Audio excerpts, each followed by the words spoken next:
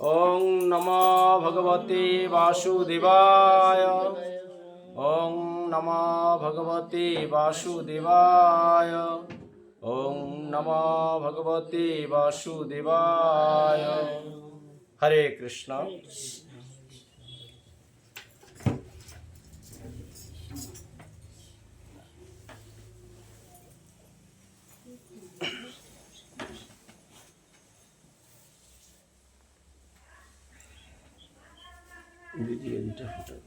সবাইকে বলে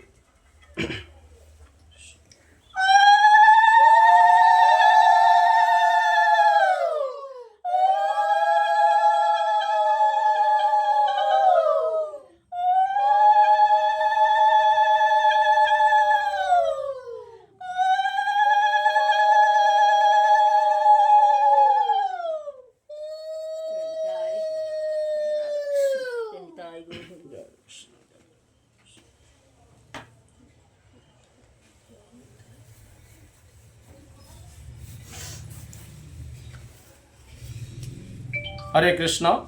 ভক্তরা, মাতাজিরা, যিনি আমাদের ছেড়ে চলে গেলেন তার এই আত্মার সদ্গতির জন্য, তার আত্মা যেই যোনিতেই গিয়ে থাকুক, কারণ আমরা শাস্ত্রে পেয়েছি 84 লক্ষ যোনি ঘুরে আমরা যদি ভালো কর্ম করে থাকি তবেই স্বয়ং ভগবান শ্রীকৃষ্ণ তার গোলক বৃন্দাবন থেকে আমাদেরকে এই সৃষ্টির শ্রেষ্ঠ মানব জীবন দেন। তাই দুর্লভ মানব জীবন আপনি সহজে পাবেন না। প্রত্যেকটা জনিতেই আপনি সুখ ভোগ করতে পারবেন, কিন্তু মানব জীবনটা কেন? মুক্তির জন্য। তাই আমরা যে মাতাজি আমাদের ছেড়ে অকাল প্রয়াণে চলে গেলেন, তার বাড়ির লোকজন বা সদস্যরা যে সুন্দর একটা ভগবত ধাম গড়ার তাদের একটা ইচ্ছা প্রকাশ করেছেন, ভগবানের অসীম কৃপায় আমরা এই ভগবত ধামে আসতে পেরেছি। তাই ভাগবতীয় কথা বা নাম সংকীর্তন আমরা শুরু থেকে শেষ পর্যন্ত যতক্ষণ এই ভগবত ধামে আলোচনা করব, ভগবান শ্রীকৃষ্ণের অপাকৃত এই গীতার কথাগুলো আপনারা একটু ধৈর্য সহকারে নিষ্ঠার সাথে শ্রবণ করবেন। তাই আগে জানতে হবে যে এই যে আত্মার উদ্দেশ্যে যে পারলৌকিক শ্রাদ্ধ ক্রিয়া হয়, আমরা গুরু পরম্পরা এবং আচার্যগণের কাছ থেকে জানতে পারলাম যে শ্রাদ্ধের দিন যদি 5টা ক্রিয়াকর্ম ঠিকমতো না করা হয় তাহলে কি হয়? তার আত্মার সদ্গতি হয় না। আমরা আজকে জাগতিকভাবে অনেকেই অনেক ধুমধাম করে হয়তো শ্রাদ্ধ অনুষ্ঠান করছি ঠিকই, কিন্তু আমরা আসল কাজগুলো করি না। আমরা হয়তো লোকজনকে একসাথে জড়ো করে আমরা বিভিন্ন খাবার দাবারের ব্যবস্থা করছি, কিন্তু শাস্ত্রে আছে যে যিনি এই পৃথিবীর ছেড়ে চলে যান তার আত্মার উদ্দেশ্যে 5টি কাজ করতে হয়। প্রথম হলো গীতা পাঠ দিতে হয়, ভগবান শ্রীকৃষ্ণের মুখনিসৃত বাণী, ভাগবতীয় কথা আলোচনা করতে হয় এবং চৈতন্য চৈতামৃত নিয়ে আলোচনা করতে হয়। 3টে শাস্ত্র কেন বলেছে? কারণ আমরা সত্য, ত্রেতা, দাপর এই 3 যুগে আমরা ভগবানকে শাস্ত্র হিসেবে পাইনি, আমরা কলিযুগে পেয়েছি।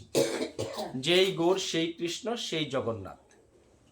ভগবানকে আমরা শাস্ত্র হিসেবে পেয়েছি গীতা, ভগবান শ্রীকৃষ্ণের মুখনিসৃত বাণী। আর ভাগবত সেটা পরম্পরা ধারায় এসছে। মহাবিষ্ণু তিনি যখন ব্রহ্মাকে সৃষ্টি করেছেন এই পৃথিবীর সমস্ত সৃষ্টিকার্য পরিচালনা করার জন্য, সেই ব্রহ্মাকে স্বয়ং মহাবিষ্ণু এই ভাগবতের জ্ঞান দিয়েছেন। বিষ্ণু ব্রহ্মাকে দিলেন, ব্রহ্মা দিয়েছেন কাকে? তার প্রিয় শিষ্য এবং কনিষ্ঠ পুত্র নারদকে।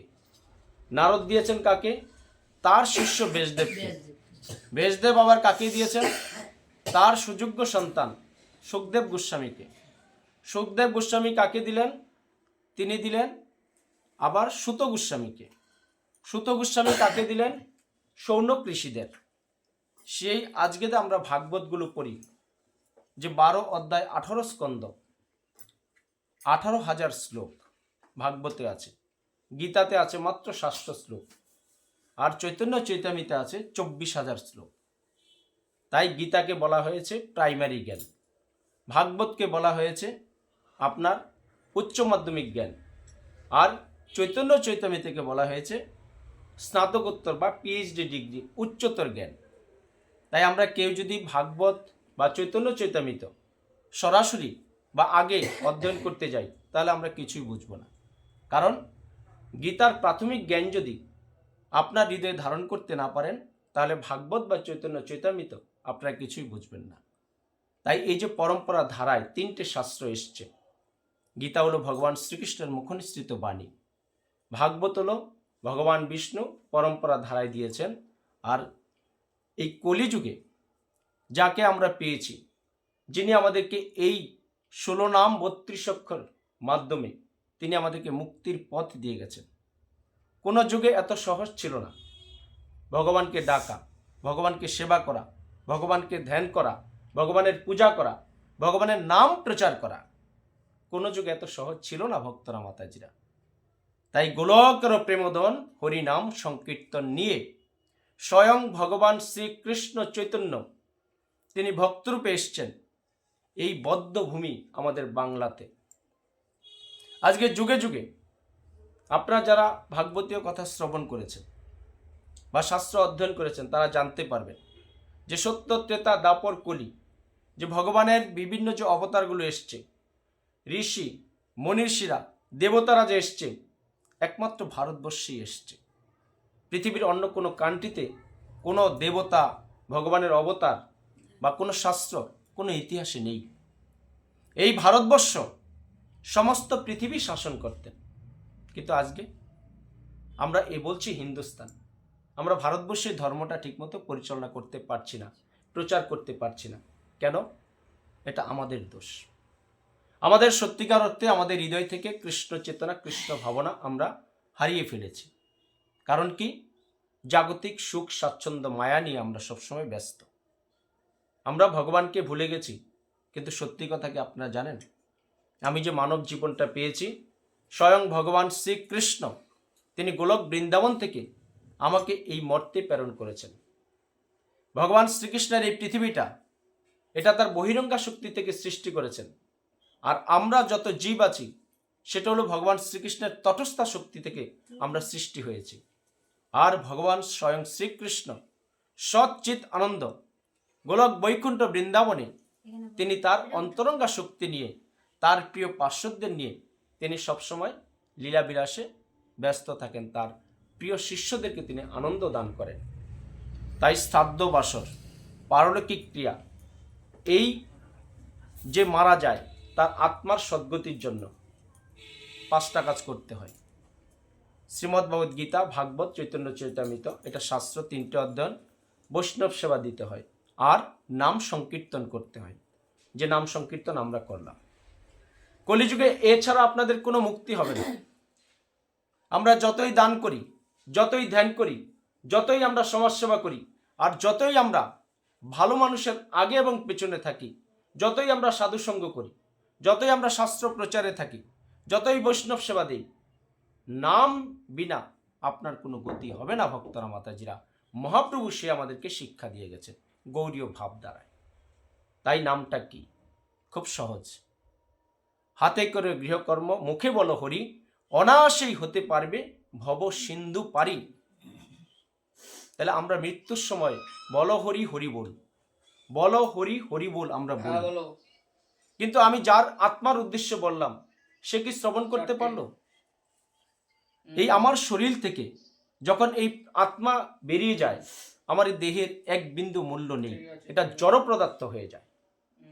যেমন রাস্তায় একটা কুকুর বিড়াল গাড়ির অ্যাক্সিডেন্টে যখন মৃত্যুর সাথে পাঞ্জা লড়ে অপদার্থের মতো পড়ে থাকে, আমারও এই কর্ম ভগবান শ্রীকৃষ্ণ দিয়ে যতদিন এই মানব দেহটা দিয়েছেন, দেহ থেকে তিনি যখন আত্মা নিয়ে বেরিয়ে যান পরমাত্মা পরমেশ্বর, এই দেহটা অমূল্য, মূল্যহীন হয়ে পড়ে। তাই আপনি বেঁচে থাকতে ভগবান আপনাকে শ্রবণের জন্য 2টো কান দিয়েছে, বলার জন্য একটা মুখ দিয়েছে। কিন্তু আমরা আজকে কি করছি? আমরা বেশি বলছি, শ্রবণ করছি কম, যার কারণে আমাদের জাগতিকভাবে দুঃখ, জ্বালা, যন্ত্রণা ছাড়া আমাদের কোনো মানুষ আমরা বেঁচে থাকতে পারছি না। এমন কোনো ফ্যামিলি নেই, এমন কোনো ঘর নেই এমন কোনো সংসার নেই, এমন কোনো জাতি নেই, এমন কোনো দেশ নেই যে অশান্তি নেই। কেন এটা? আমরা ভগবানকে ভুলে গেছি, যে কথা দিয়ে এসছি যে আমি এই পৃথিবীতে সৃষ্টি, তুমি আমাকে শ্রেষ্ঠ জীব করে দাও। আমি সেবার মাধ্যমে আমার সমস্ত 84 লক্ষ যোনি ঘুরে যে আমি পাপ করেছিলাম, কি পুণ্য করেছিলাম, সুকৃতির কারণে তুমি আমাকে মানব জীবন দাও, আমি তোমার সেবার মাধ্যমে আমি তোমার স্বীয় ধামে চলে আসতে পারি। আজকে ভক্তরা মাতাজিরা আমরা আমাদের আসল পরিচয়টা ভুলে গেছি। তাই আপনারা দেখেন, চিরদিন আমরা কেউ বেঁচে থাকবো না। 10 মিনিট পরে কি হবে আমরা কেউ কিছু বলতে পারি না, অনিশ্চিত। এই পৃথিবীটা কি একটা অনিশ্চিত। আমরা সবাই জড় পদার্থ। আমরা কোনো জন্মে ভালো কর্ম করে এসেছিলাম বলে আমরা শ্রেষ্ঠ জীবনটা পেয়েছি। তাই আমার জ্ঞান থাকা সত্ত্বেও আমি যদি রাধাকৃষ্ণের সেবা না করি, বৈষ্ণব সঙ্গ না করি, এই শাস্ত্র অধ্যয়ন না করি, ভগবানকে না জানি, তাহলে আমার দুঃখ সবসময় আমাকে লেগেই থাকবে। দুঃখ আমাকে কখনো ছেড়ে যেতে পারবে না, বা আমিও দুঃখ ছাড়া থাকতে পারবো না ভক্তরা মাতাজিরা। তাই 3টে শাস্ত্র অধ্যয়ন আজকে হচ্ছে। গীতার কথা হচ্ছে, চৈতন্য চৈতামৃতের কথা হচ্ছে। চৈতন্য মানেই মহাপ্রভু, ভাগবত মানেই বিষ্ণু, আর গীতা মানেই ভগবান। 3 জনের কথা আলোচনা হচ্ছে আজকে, নাম সংকীর্তন হচ্ছে। তাই মাতাজির সুযোগ্য কন্যা আছে, পারলে তুমি একটু বৈষ্ণব সেবা দেবে, তোমার যেটা সম্ভব হবে, ঠিক আছে? তাহলে কি হবে, যিনি আমাদেরকে চলে গেলেন, যে শাস্ত্রে আমরা পেয়েছি গুরু পরম্পরা আচার্যদের কাছ থেকে আমরা ব্যাখ্যার মাধ্যমে, ভাগবত শাস্ত্রের মাধ্যমে, তাহলে 5টা কাজ সম্পূর্ণ হবে ভক্তরা মাতাজির। তাই আমরা এই যে অনিশ্চিতভাবে আজকে বসবাস করছি, সেই নিশ্চিত পাওয়ার জন্য বা সংসারে ভালো থাকার জন্য আপনারা চেষ্টা করবেন। মহাপ্রভু আমাদেরকে 2টি কথা বলে গেছেন, যে নাম করবে আর বৈষ্ণব সঙ্গ করবে। কিন্তু বৈষ্ণব আজকে শুদ্ধ আপনাকে খুঁজে নিতে হবে। সমাজে অনেক ধরনের বৈষ্ণব দেখা যায়, কিন্তু আমাদের প্রভুপাদ আমাদেরকে শিখিয়ে গেছেন, ISKCON international society for Krishna conscious, আন্তর্জাতিক কৃষ্ণ ভাবনামৃত সংঘ, যে বৈষ্ণব হতে গেলে আপনাকে 4টে জিনিস ত্যাগ করতে হবে। মুখ্য 4টে জিনিস।